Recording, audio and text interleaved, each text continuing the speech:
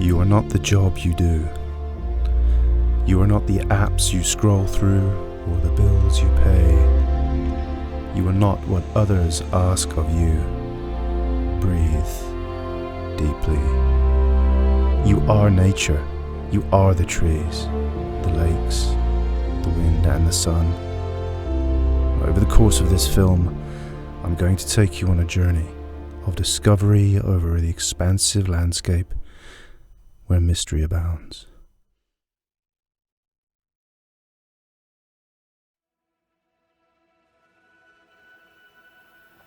So the last couple of years have been tough for everybody, myself included. And I decided to do a little bit of a pilgrimage. So here we are at the beginning of the Peddars Way, 74-kilometre trail all the way to the coast. And I want to show you guys some of the places that you won't get to see normally. There is magic and mystery along this route, which even if you do the trail, unless you know where to look, you won't be able to find it. So my intention is to open this up to all of you guys and to share my experience as I go along. And hopefully you'll enjoy it as much as I will.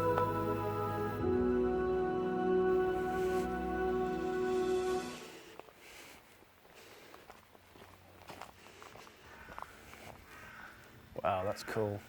Sound of the crows. That's a loud one. The air is really fresh. You can smell the growth, the leaves, that kind of oxygen in the air and the ozone smell. It's absolutely invigorating. It's so nice to be away, to be doing this. And literally been walking a couple of minutes and I can already feel the tension slowly starting to sort of fade away from the life, you know. This route actually originated during the Bronze Age. It was used by traders.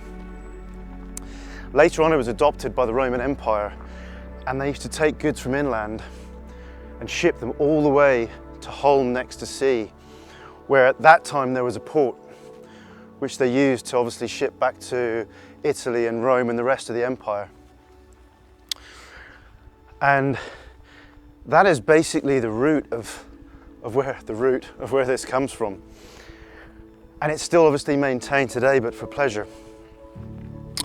What's interesting along this route is there are certain kind of mysteries and things that are written down in the books. There's the Norfolk legend of Black Shuck, the dog, the demon dog. And I have actually seen some very interesting things along this trail myself, in certain parts of it. I've never actually done the whole trail, so this is an adventure for me as well, parts of it. Areas that I have visited, I've seen one or two strange things, which I will tell you about later on, but at the moment this forest is some beautiful birch forest with some other trees like oak and things mixed in. It's got a real fresh, earthy smell to it. And yeah, I'm looking forward to seeing what's further along.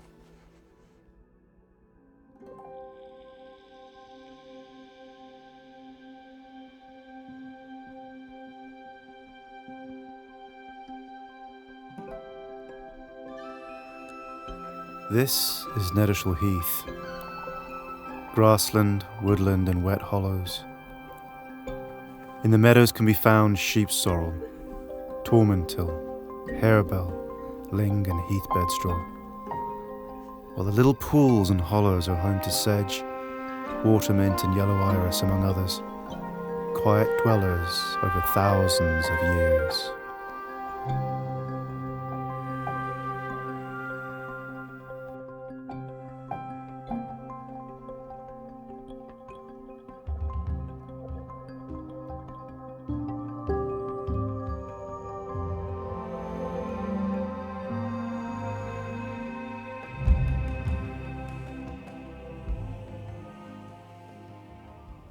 Little river.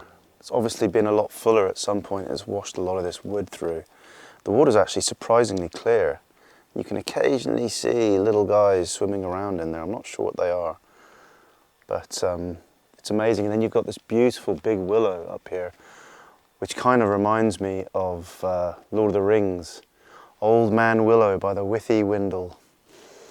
where the hobbits fell asleep, you know. Yeah, nice little shady spot on a warm day.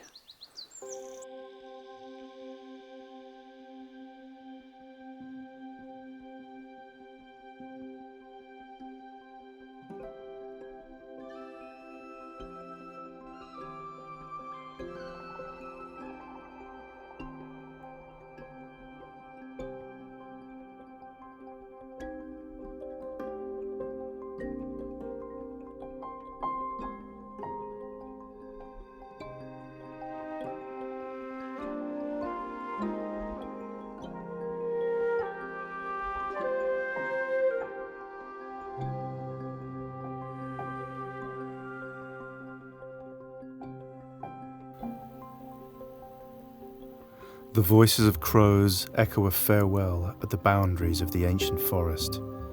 Tunnels of green to new places. A cathedral dream of trees, flowing and ebbing over the centuries and into the distant future. Here we leave Suffolk behind and head into Norfolk, towards the River Thet, along vibrant paths filled with the movements of tiny creatures and watchful eyes.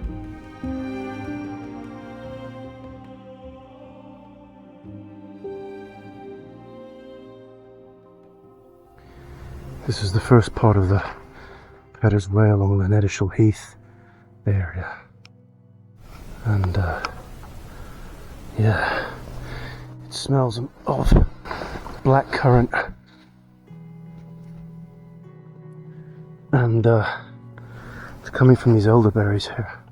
And as you walk through these bushes, there's just little creatures and birds darting in and out, you can't really tell. But it's so dense. I mean, there's a ceiling of greenery above you as you walk through, which is encapsulating, and you kind of feel like, as I said before, you feel like you're in a jungle. So we're just now past Shadwell and past the edge of a SSI nature reserve at Nethershall Heath. But actually this area here is absolutely teeming with life. You've got a huge amount of different species of plant, of flowers, of insect. We've got all kinds of different butterflies around us at the moment. And this may as well be a SSI here. We're right on the edge of the River Thet, which is over there. And it is just lush with life.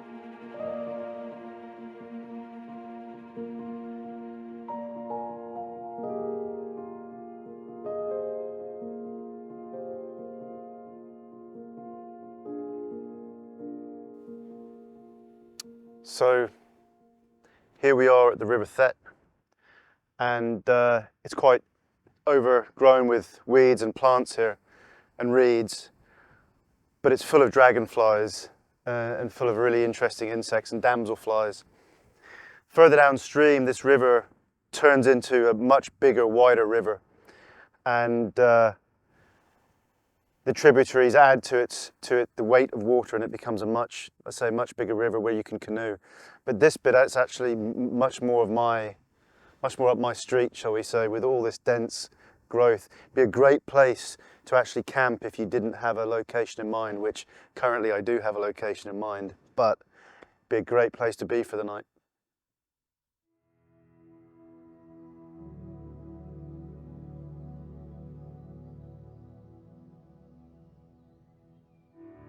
So right here, this whole tunnel is made up of these sloe bushes, and you can see them here, and they turn a dark purple in the autumn time. And this whole area is absolutely full of berries. So if you're doing this in the late autumn and you bring a bag with you, this is the place to come. And of course you can add it to your gin or your vodka or whatever it is you want to make with a lot of sugar, and you have your liqueur made. So this is a great place to come picking.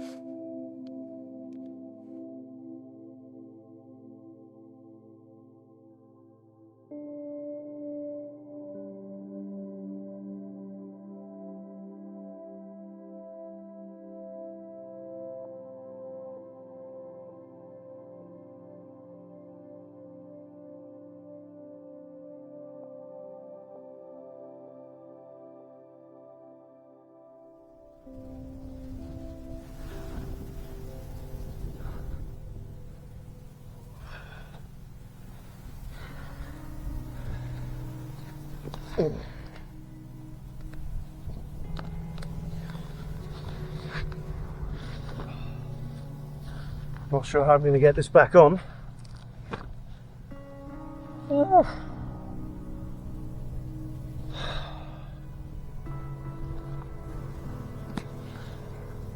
Just come out of the natural area, and I've just come out of these woodlands here.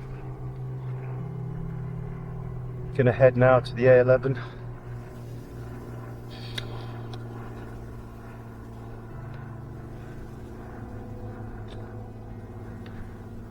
I think my backpack is heavier than I thought it was going to be.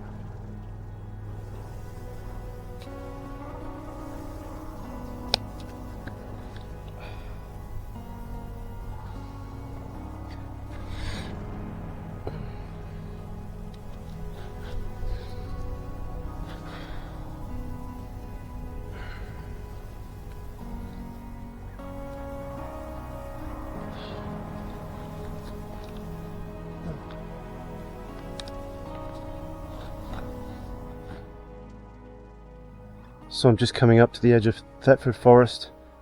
I can just about hear the A11 in the distance. But I've had some moisture here. It's been wet.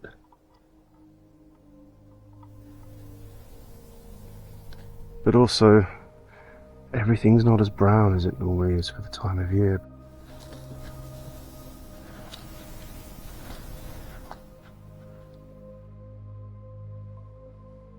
Heather everywhere. Really nice. And blackberries.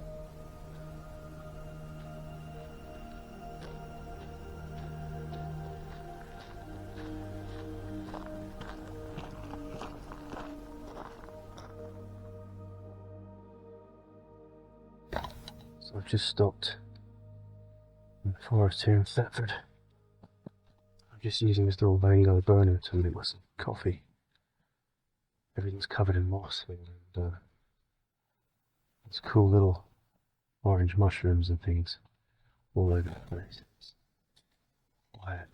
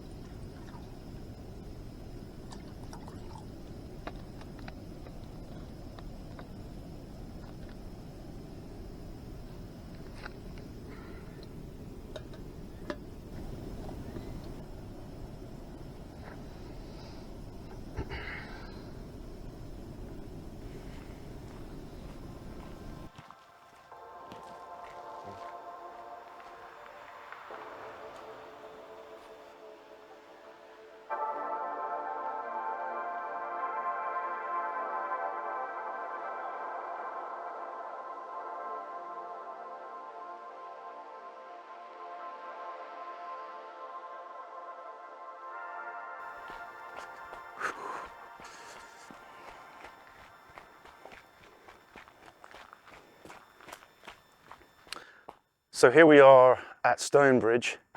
The main road runs along there through East Wretham, and this is an old abandoned railway line that runs all the way through here and all the way through Thetford Forest, through marshes and swamps and so on. And this delineates the edge of this area. All through there is also the battle area which is what it's called locally, which is where the army trains. It's one of the largest areas of unfenced wilderness in England, not the UK, but in England. And there's all kinds of interesting species there, like otters, stone curlews, orchids, and so on. All kinds of interesting things that are not really seen in other places.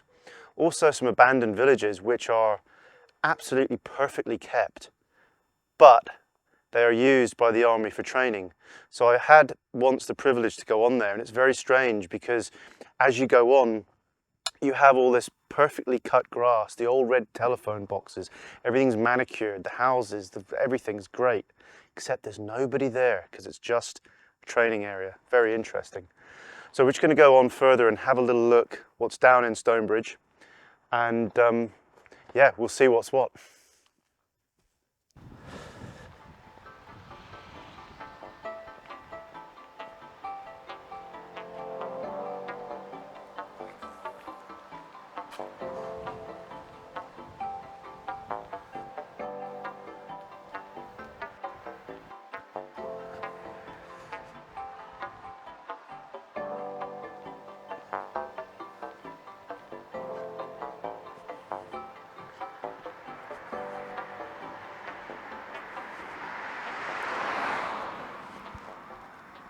So I'm just standing outside the Dog and Partridge pub in Stonebridge, and unfortunately, like a lot of pubs, it has closed.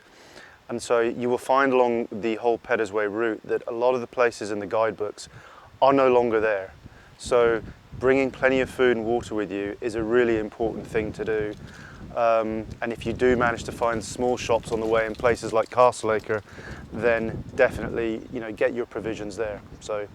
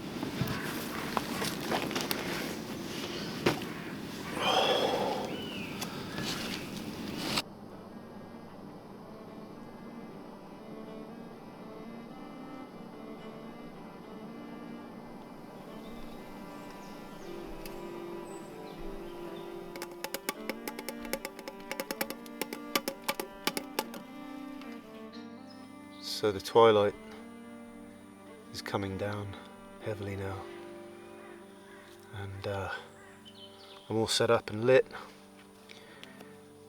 It's pretty nice and warm, and you can just hear the rooks and the crows settling and the birds. Every now and again a bark from the deer. So yes, I used to live around this area many years ago, and as I was saying when I started this, I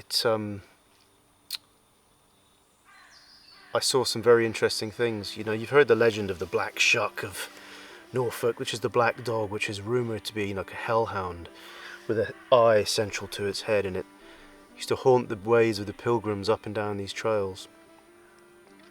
Well, I've never seen a black shuck, but I have seen a black panther.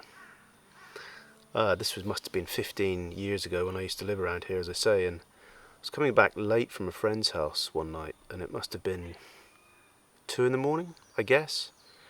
Now, when you're driving along in Norfolk, you very often see the orange eyes of deer grazing on the side of the road on the grass.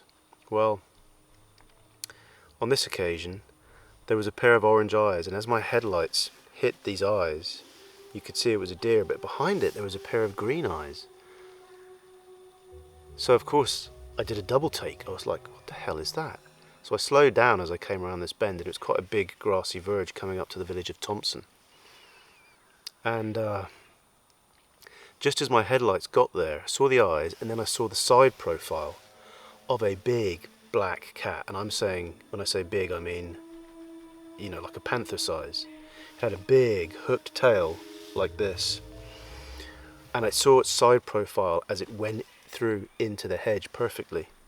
So I've seen these things, they're around here, and it does make camping in this area a little bit more interesting at night. I mean, to be fair, they're probably more afraid of us than them, but they're big animals, you know. A few months after I'd seen this big cat, I remember speaking to a local ex-policeman who said that actually he was friendly with a gamekeeper, and the gamekeeper had actually seen a mother and cubs at a small pond in the middle of Thetford Forest. So yeah, these things are out here, and there are some interesting things that go on. Norfolk's an interesting place in that regard. There's plenty of wildlife. But this is another area that's got a very interesting legend, where I've just walked off the main road through Wretham there, past the closed pub that I showed you earlier on. There is a phantom that occasionally appears on the road, a white ghost, I suppose you want to call it. I don't know how old it is, but it's a legend that's been around a long time, and people have seen it as they drive along. Maybe somebody was struck by a car many years ago, or what have you. I'm not sure, but that is something that's around this area as well. So there's lots of legends and myths, and some things that are real, and they're a little bit interesting. The best one for this area that I find absolutely fascinating is the crunch there. The best one for this area that I find fascinating is a friend of mine, now an acquaintance I should say. I won't go into who they are, but they're ex-Navy. They saw a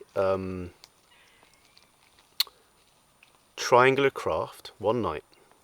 So they were coming back, and this must have been in the 90s. I think it was it 96 or was it early 90s? I can't remember, but it's the same time that there was a UFO apparently seen in Scotland at Clavane, I'm not sure what it's called, but it's the same time, also triangular. So she was coming back on her bike, and hovering above the houses, where her house and the neighbouring houses, was a huge triangular craft, and it was stationary. Now, this is a straight-laced person. This craft hovered there for a while and then took off at instantaneous speeds.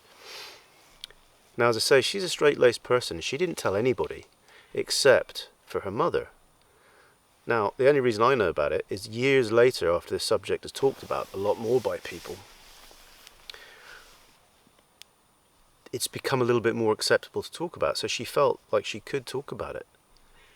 But I have no reason to doubt that she saw this in this area here. And we've got the battle area right next to us here, which is where the army trains. And her village is literally on the boundary of this huge unfenced battle area. In fact, it's the biggest unfenced area of wilderness in England, not the UK, but in England. So these things are around. All these things are seen by people. I've seen some strange stuff here, and I know that other people have seen some very odd things, and I think that triangular craft is the oddest thing, because many people around the country and around the world have seen those things. So there's something to it, and I have, as I say, no reason to doubt her at all. So hopefully tonight I'll get some good sleep. But those are the sort of things that sometimes run through your head, you know. There's a reality to the world, and we don't always see it. I mean, birds can see magnetic waves and other things like that. We're not fully aware of everything that's going on around us. Dr. Donald Hoffman thinks that space and time are not fundamental. So if that's the case, then there's some very strange things possible. So who knows, maybe the ghosts and things are just an extra dimensional thing, who knows, but out here it's an interesting thing to talk about and think about.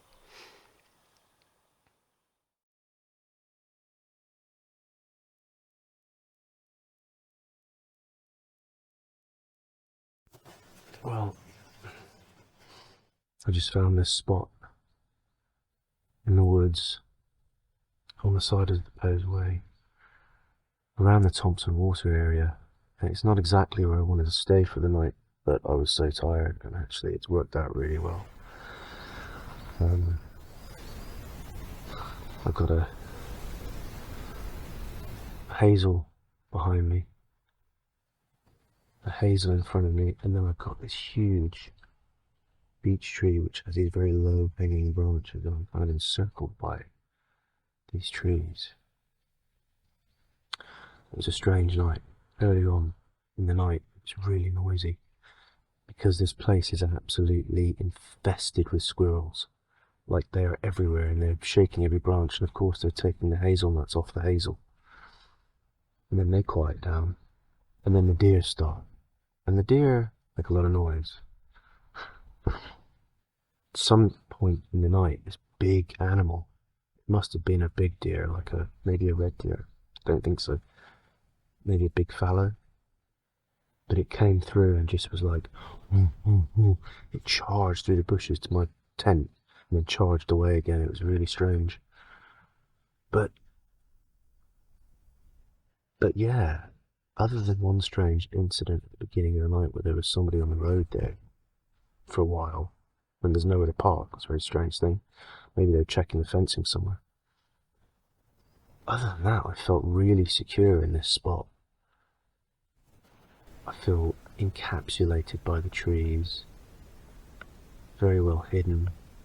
It's beautiful. There's a field on the other side that's sort of, I'm hidden from view from this field if anyone did go into it from these trees, but it's more of a meadow. This area is not generally somewhere where people would be unless they're fixing fences, I guess. So yeah, it was a good night, but keep on having to remind myself that I'm cozy and everyone's safe here, you know.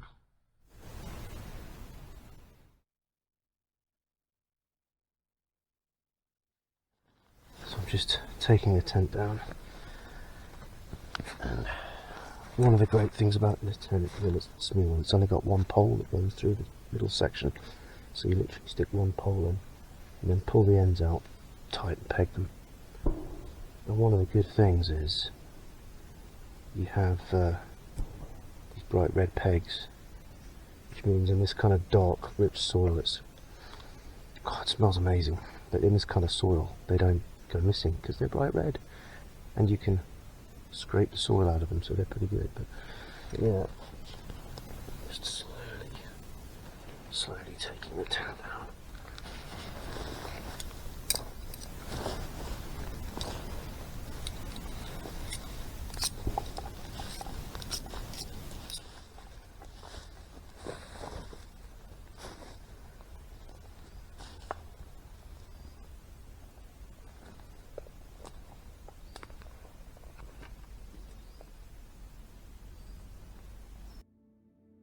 The footage that you've just seen was taken from my actual solo Peddars Way adventure, which I did in August.